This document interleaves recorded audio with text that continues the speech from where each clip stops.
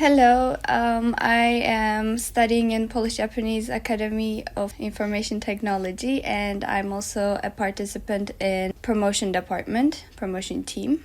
I'm Umay Mülazımoğlu. And my name is Janset, and I am also in the same university, but I am a participant of the game lab, where we are doing like interviews or like events for students who want to get into game development and design. That's great. Nice to meet you, girls. Nice Nice to meet you. So, could you tell us a bit about yourself, about game interest, hobbies, education, previous works, and everything? Yeah, so I didn't start as a game developer. I was always a graphic designer. I graduated from Mimar Sinan Fine Arts University in Turkey, Istanbul. And then I worked at several different graphic design agencies in Turkey. And then I found a job in Tokyo. I went there, worked as UI designer and web designer, let's say. I was mostly doing the illustrations on websites and some UI designs on their softwares, the company's softwares. Then I switched to another company and focused mostly on, again, illustration, web illustration and branding. Those, part of my life were a bit more like graphic design heavy, but I was still drawing at the same time. I was doing commissions, hosting my own exhibitions in Tokyo and Istanbul, mostly focused on futuristic sci-fi, cyberpunk art. And then I decided to switch completely to game dev, but it didn't work out. So I applied as a graphic designer and it happened. And my first gig was CDPR, CD Projekt Red, in Warsaw. First 2 years was as a graphic designer, and my last year was as a promo artist, which is promotional art department. We did mostly the promotional material art, like merch art, arts for like marketing, cover arts, key arts, posters, and in-game advertisements, that kind of stuff mostly. While I was working as CDPR, I was also working as a freelancer for Ghost Story Games, and we were working on Judas. But I was mostly doing concept work for Judas. I ended my work with CDPR and fully switched to Ghost Story Games to be able to finish Judas. And I'm still there. I'm currently located in London. That's the short story. So, could you tell us about the failed attempts regarding your entry to this industry, whether it is for like game jobs or as a graphic designer? We're lucky that game dev or in general game industry is very like wide and broad, so there are a lot of job opportunities, not just programmer or 3D artists. I mean, there are like HR people, there are finance people, there are marketing people, sales people, like there are a lot of different professions in one game studio. I mean, if it's like a big AAA studio, it's easier to get with any profession basically. So mine was graphic design because I tried to apply as an illustrator, but I wasn't experienced at all. I had zero experience. It was just my personal artworks, nothing professional that I showed them. So CDPR actually rejected me. 2 years later, I applied again as graphic designer. This time I had my graphic design works, a lot of graphic design works in my portfolio, my art, like cyberpunk stuff, and they accepted me. And that's how I made my way into the illustration from graphic design. It was a bit sneaky, but yeah. But that's what I wanted, Okay, so do you have any interesting stories about your experiences in the industry? Interesting stories might be meeting a lot of influential people, meeting my, heroes, let's say. Like, I think the best example is the time I met. Well, I was working on Cyberpunk 2077, No Coincidence book cover. I didn't realize because I was listening to music with my headset on, and I didn't realize Mike Pondsmith was just right behind me. I had no idea. Mike Pondsmith is basically the creator of Cyberpunk tabletop game. We got all the idea from him, basically. He's the creator of everything for us. He's the father of cyberpunk game genre, let's say. He was there and I was shocked. I was like, I didn't even know what to say. And, he was always a picture for me, just an image.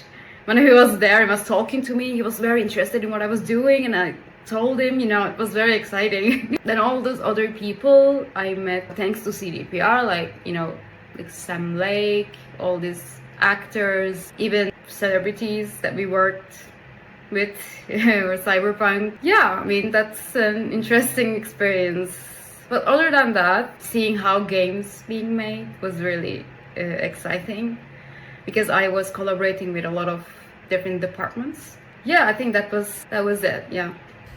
So do you have any negative experiences caused by your sex in the gaming industry? So I keep hearing this kind of stuff a lot, but luckily I started when there was this diversity and inclusion policies in CDPR. So when I was there, those policies were already, intact, and I was lucky that, I haven't, endured any harassment or anything regarding my gender, like targeting my gender, nothing, thankfully.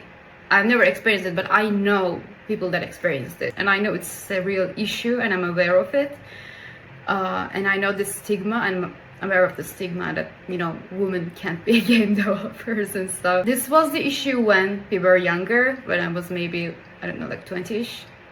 But I think it's getting better each day, because it's now becoming a norm right now, like having a lot of game developers as women. I work with incredible game developers, like women game developers. I don't want to say especially women, but we have to make our point. So I was lucky, but I know people that wasn't so lucky. Could you give any advice to the Turkish and other international students regarding the hardship of working and living abroad? Yeah, I mean, it kind of requires a lot from you. You have to leave everything behind, your friends, your family, I think that's the worst part, because game dev is like, especially nowadays, it's very challenging, finding a job, getting laid off constantly. But, you have to keep changing the country, especially for Turkish people and expats. If your job is done in the country, you have to leave the country as well. You have to, unless you find another job in the same country, if you can, you have to leave. So it's a struggle, I was doing it for quite some time. So it was like, for me, like in every 3 years, I was changing the country and start over all the time, and it was exhausting for me. You have to be ready for that. But if you're working remotely and you're fine in your own country, it's okay. But if you want to travel, it's like being expert is not easy. You have to be ready to move anytime, because game industry is not reliable anymore. We can get laid off anytime. I can give this advice to be cautious, at least. But other than that, it's very exciting if you love what you do. Like, if you love your work, it's great to be part of something so big and amazing. Yeah, it's worth taking the risk time to time. You need to be a little bit bold and clever, and you really need to want that more than anything. Did living abroad affect your creativity? And if it did, like, how did it affect it? So, funny story. When I was in Japan, I realized that I started to draw differently, but it happened naturally, it wasn't on purpose at all. Before that, I was always like drawing this dark, dirty and gruesome stuff. Like, I don't know, I was overall more violent on paper, to be honest. But when I started to live in Japan, after some time, I realized that I started to draw cute and pink things.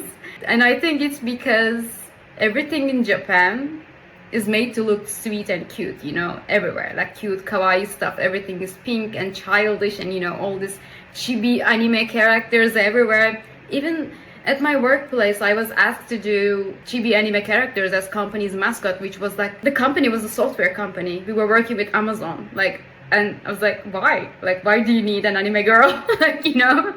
But that's how things work, more like clean lines. I changed my art style completely. Now I found a good balance between cute and violent, let's say, like cute and gruesome. So I'm at that sweet spot right now. What is the best thing about your job? First of all, I don't consider it as a job. I know it's not a good thing to say for beginners, to people who start to this journey, because you should treat your job as a job. It is how it is, a job is a job, and you have to make money, right? you can't do things for free. You shouldn't, never. But for me, it was always a hobby, because when I was a graphic designer, I was always drawing at the same time, like at my coffee breaks, like lunch breaks, my weekends. I was still drawing, so it was my hobby. I just wanted so bad to make this hobby my job and turn it into a money source. Even today, it feels like it's not working for me. It's just doing something I love. I know there are tasks that I don't want to do, like there are tasks that I have to do. That's just something you need to get over, and you get used to it, so it's fine. But mostly, I love what I do. I'm just in love with it. Could you explain the process of one of your works that you are proud of or enjoyed doing? So I'm really proud of the poster I did for Love It or Burn It campaign for Cyberpunk 2077. We were working on new patches, updates. So it was a very tough process, because we were in between changing art directors and departments were changing. I was at graphic design department, and then I had to switch to prom art department, and I had to do it in between. I was answering to so many different people in the company, and it was very confusing. It was very challenging for me. It took ages to finish that artwork, and it's just an artwork for the merch store. It's a poster, promotional poster for fans, but even that took so long time. But it turned out really great, and I still love it, and I still have it even in my living room, hanging on the wall. So, what motivates you to stay in this challenging industry, and what would you suggest for us to keep our motivation alive? I know it's not easy. I know we keep hearing about these layoffs every day, literally every day. I would say, if you love what you do, I think you should keep doing it. Like, it shouldn't take away your hobby as well. If it's something you love, for me, like art is something very personal and deep for me. I will never stop, even if I'm not a game dev. I will not stop. Art is going to be part of my life forever.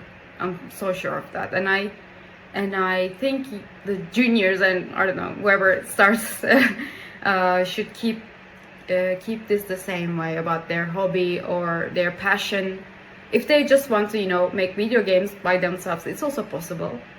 It's not impossible. Like, we have all these game jams that takes like 48 hours, and you gather your team, like a few people, and you make a game just for fun. You don't earn anything, but we keep doing it. The experience, learning to work with people, gathering a team, and having a product that something that is alive and real, it's totally worth it. And I think young people shouldn't be just letting go just because there is no sustainability in the industry. As someone who's working in big companies, what are the things you enjoy in your work environment? Food. Food. I mean, big companies, they have good food, to be honest. I'm not gonna lie, especially CDPR. They had great food.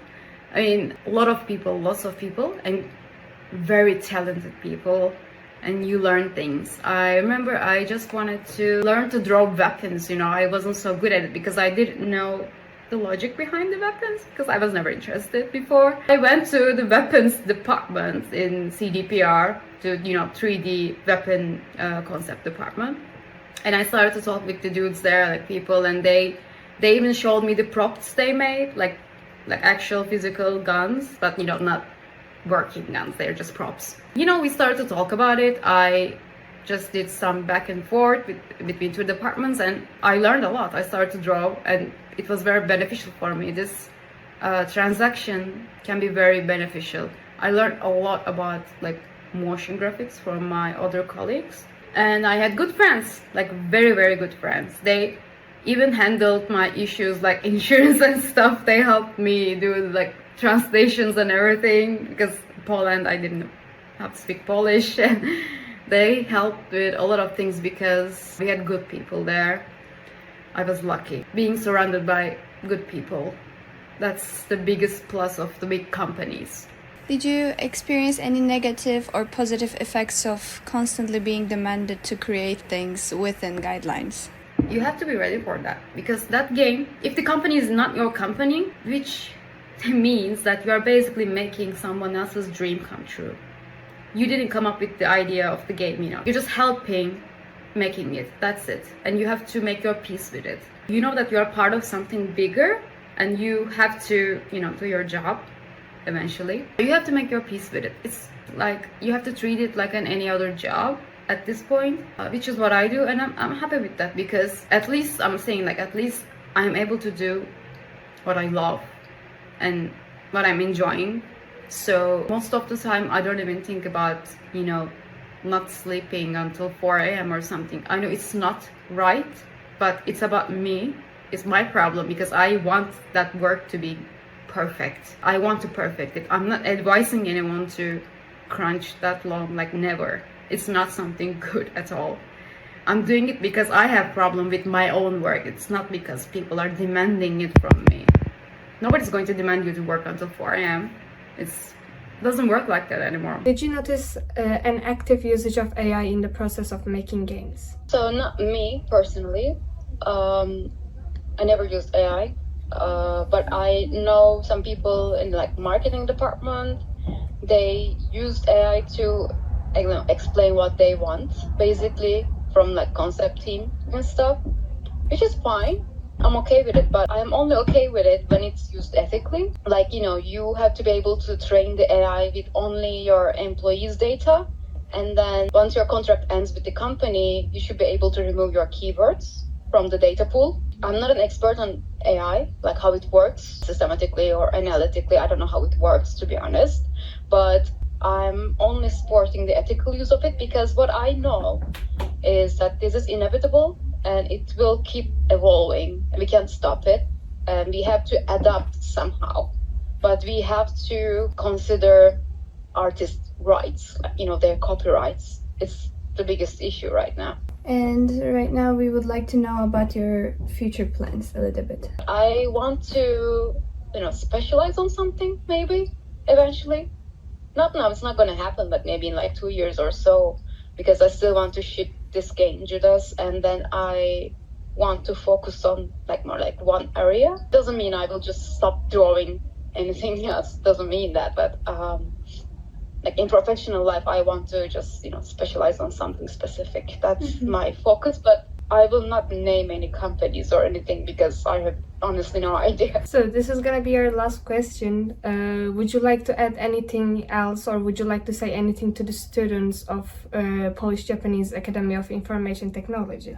One thing maybe, I always wanted to visit the school. I never had the chance because I didn't know who to ask. I lived in Poland like 2 years, and I was hearing about the school a lot, but I never met anyone from the school. So I never had the chance, but I wish I visited somehow.